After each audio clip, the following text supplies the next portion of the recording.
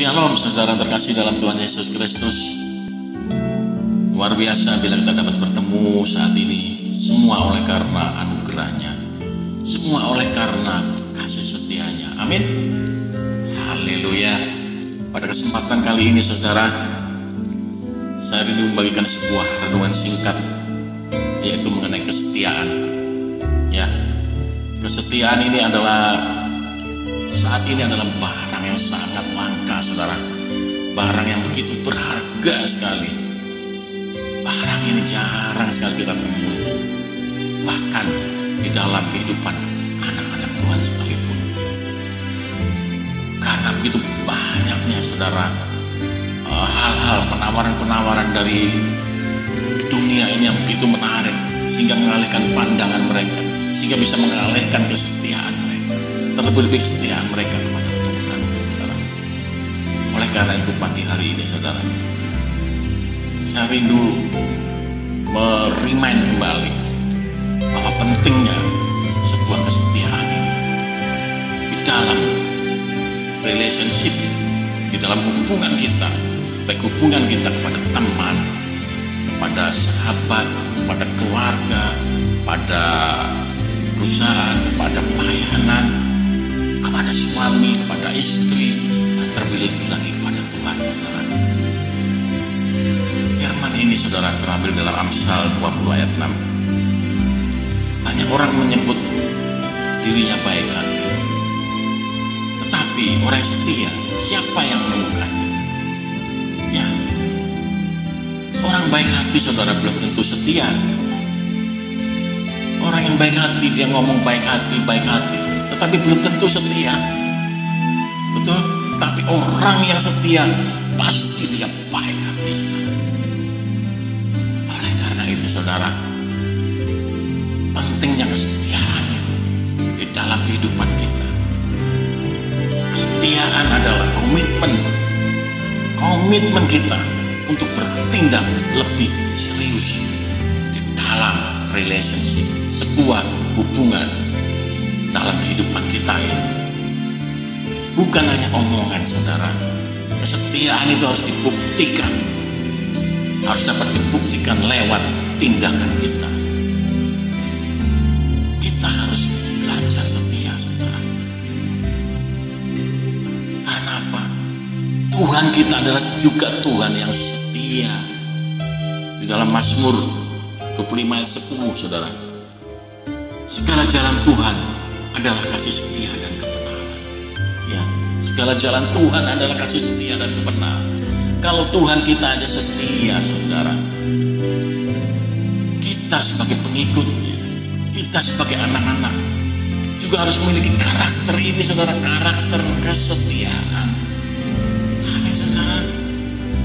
Apapun kondisinya, apapun situasinya, karena kesetiaan tidak tergantung oleh, seharusnya tidak bisa dipengaruhi oleh faktor eksternal.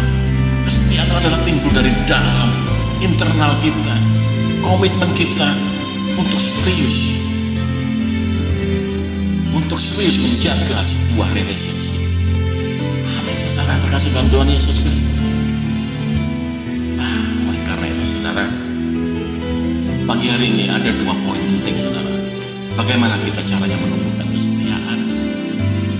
Yang pertama, saudara, tidak ada cara lain selain bergaul lebih erat lagi, intimasi dalam kehidupan kita, baik kepada sahabat kita, teman-teman kita, keluarga kita, saudara kita. Kita harus mengenal lebih lagi, jangan hanya sekedar tahu, tapi kita harus mengenal lebih akrab lagi, saudara. Agar apa? Kita bisa melihat kebaikan-kebaikannya dalam kehidupan kita ini. Apalagi hubungan suami istri, seharusnya, saudara, saya mau katakan satu hal. Hubungan suami istri, ketika suami istri itu saling mengenal, saling erat, harusnya sudah saling mengerti, memahami, melengkapi, bukan malah mengungkit-ungkit kekurangan pasangan yang lain, saudara, mengungkit-ungkit kesalahan orang lain. Itu hanyalah sebuah alasan yang dicari-cari untuk kita mengingkari sebuah kesetiaan, saudara. Saya prihatin sekali, saudara, Bila ada pasangan suami istri kemudian yang mengikat janji kesetiaannya di hadapan Tuhan pada saat pernikahan, kemudian dalam perjalanannya mengingkari kesetiaan itu karena hanya sama masalah-masalah yang dicari-cari, yang menuduh pasangannya selingkuh, pasangannya berzina. Saudara terkasih dalam Tuhan Yesus, ini adalah hal yang memprihatinkan sekali. Karena apa? Tuhan membenci yang namanya mengingkari kesetiaan, mengingkari komitmen itu. Pada saat saudara dipersatukan dan berjanji setia sampai mati dengan pasangan saudara, saudara harus tepati itu janji saudara, bukan hanya di mulut, tapi lewat tindakan. Hanya maut yang dapat memisahkan. Bukan di dalam perjalanan, di tengah perjalanan saudara mencari-cari kesalahan pasangan Anda. Begitu juga dengan Tuhan, saudara. Kita harus, ketika kita berjanji baptis mengikut Tuhan, mengiring Tuhan, dengan setia kita akan mengikutnya sampai mati. Maka apapun yang terjadi, kesulitan hidup, aniaya, penderitaan, tidak ada yang dapat memisahkan kasih kita daripada Kristus. Kita harus setia mengiring Tuhan sampai kapanpun, sampai tutup mata, sampai kita menutup mata, sampai kita mengakhiri hidup kita. Amin. Jangan sedikit-sedikit kecewa dengan Tuhan. Saudara sudah meninggalkan gereja, saudara sudah meninggalkan Tuhan, menuduh Tuhan tidak fair, tidak adil dan sebagainya. Saudara, di situ dikatakan tadi apa di dalam Mazmur 25:10, segala jalan Tuhan ini adalah kasih setia dan kebenaran. Tuhan tidak hanya berjanji lewat ucapan, tapi juga lewat tindakan nyata. Dia akan menggenapi semua janji-janjinya dalam kehidupan saudara. Yang terjadi adalah saudara tidak sabar menunggu janji-janji Tuhan. Kemudian saudara kecewa, saudara ngambek, sudah tidak mau lagi doa, tidak mau lagi pelayanan, tidak mau lagi ke gereja dan sebagainya, meninggalkan Tuhan. Apalagi adalah suatu hal yang sangat menyakitkan hati Tuhan. Saudara mengingkari kesetiaan, komitmen saudara sendiri kepada Tuhan. Ingat, kesetiaan itu adalah buah roh. Saudara bisa lihat di dalam Galatia 5:22. Kesetiaan itu adalah buah roh, saudara. Kalau saudara semakin intim bergaul dengan Tuhan, semakin erat bergaul dengan Tuhan, maka kesetiaan itu akan muncul berbuah dari keintiman saudara dengan Tuhan. Itu bisa dilihat dari situ.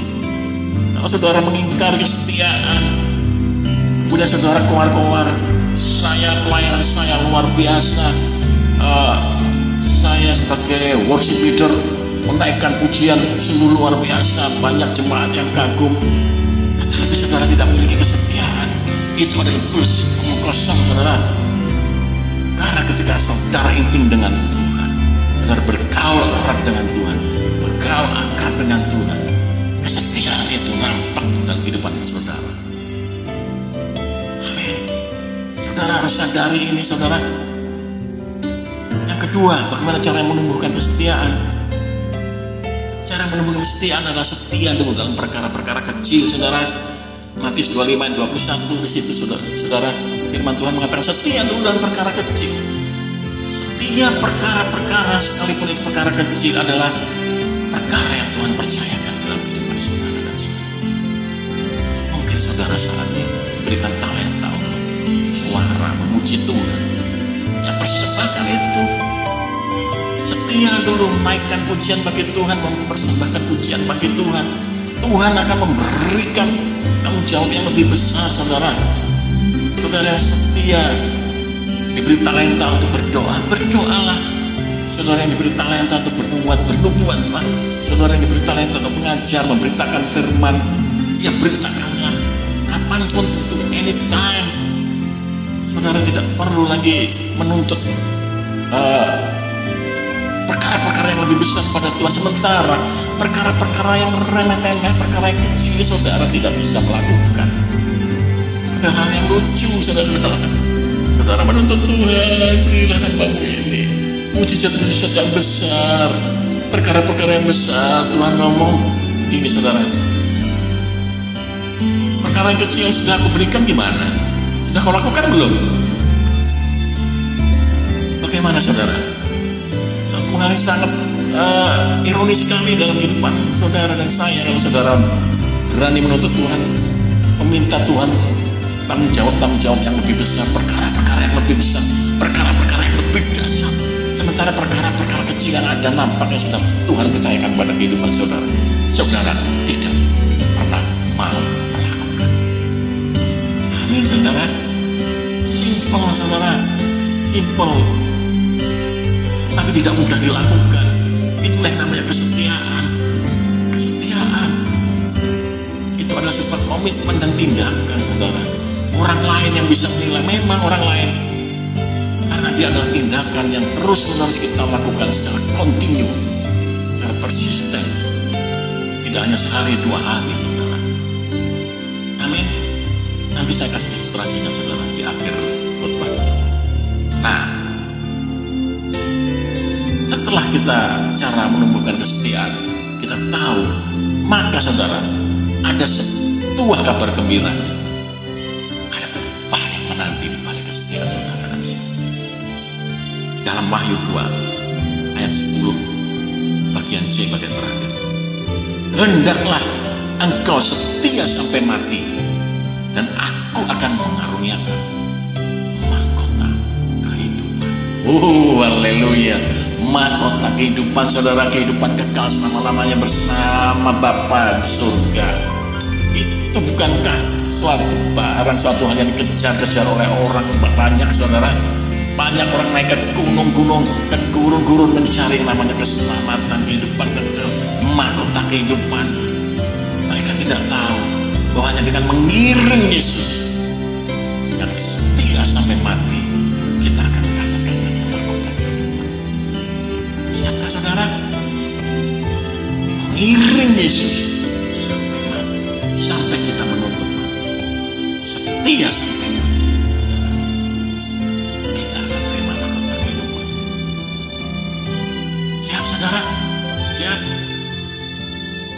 Saudara ragu-ragu, kita harus yakin saudara siap mengiring Tuhan Yesus. Amin. Katakan dengan semangat, saya siap mengiring Tuhan Yesus, setia sampai mati saudara. Kalau saudara setia sampai mati, maka perkara-perkara kecil, badai-badai kecil yang ada dalam kehidupan kita harus bisa lewati, karena tujuan kita adalah setia sampai akhir. Amin. Saudara, nah, saya katakan tadi, kesetiaan ini tidak bisa dihitung sehari, 2 hari, setahun, 2 tahun, saudara. Karena dia akan nampak begitu kita selesai dalam kehidupan ini, begitu kita menutup mata. Disitulah orang mengatakan, dia sungguh hamba yang setia. Begitu kita menutup mata, Tuhan menyambut kita di surga dan mengatakan, sungguh engkaulah hamba-Mu yang setia. Kasih dalam Tuhan Yesus Kristus. Saya berikan sebuah ilustrasi. Ilustrasi ini sering kita dengar loh. Ini mengenai kisah seekor anjing yang bernama Hachiko. Ini kisah diangkat dari kisah rakyat di Jepang sana ya. Seekor anjing bernama Hachiko ini adalah anjing ras milik seorang tuan bernama Ueno ya. Tuan Ueno ini adalah seorang pengajar di kampusnya. Setiap berangkat pagi, si anjing Hachiko ini mengantarkan tuannya ke stasiun. Kemudian dia pulang. Kemudian sore jam 5, dia sudah tahu ini saatnya tuannya pulang, saudara. Dia menjemput tuannya, kemudian bersama-sama pulang dengan langkah-langkah kecil yang penuh dengan cita-cita, saudara.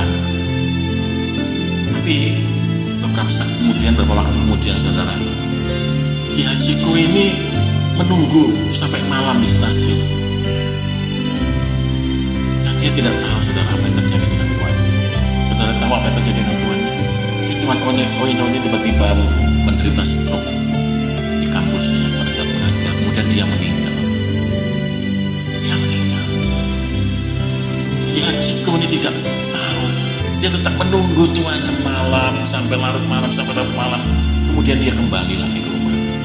Terus dia lakukan hal seperti itu, saudara. Setiap pagi dia ke stasiun, sore dia kembali menunggu tuannya sampai malam, sampai larut malam, sampai akhirnya Akhirnya dia diadopsi oleh tetangganya si tuannya ini. Tapi itu tetap dia lakukan, saudara. Tetap dia lakukan dengan setia. Tetap dia lakukan dengan setia. Dia selalu ke stasiun jam pagi-pagi hari. Kemudian dia akan kembali lagi sore jam 5 untuk menantikan tuannya datang, saudara-saudara. Dan itu bukan hanya berlangsung sehari 2 hari. Itu berlangsung hampir 10 tahun. Hampir 10 tahun, 10 tahun, saudara. Sampai dia menutup mata. Ini kisah sangat mengharukan sekali. Sehingga dia dibuatlah patung di situ, saudara, dekat stasiun itu. Patung haji. Kalau seekor hewan saja, saudara, begitu setia, mengerti arti sebuah kesetiaan. Mengapa kita, saudara, begitu diberikan kasih karunia yang luar biasa oleh Tuhan kita Yesus Kristus? Kita masih hitung-berhitung, kita masih mengingkari yang namanya kesetiaan dengan alasan ini, alasan itu. Kesetiaan itu tanpa syarat, saudara. Amin.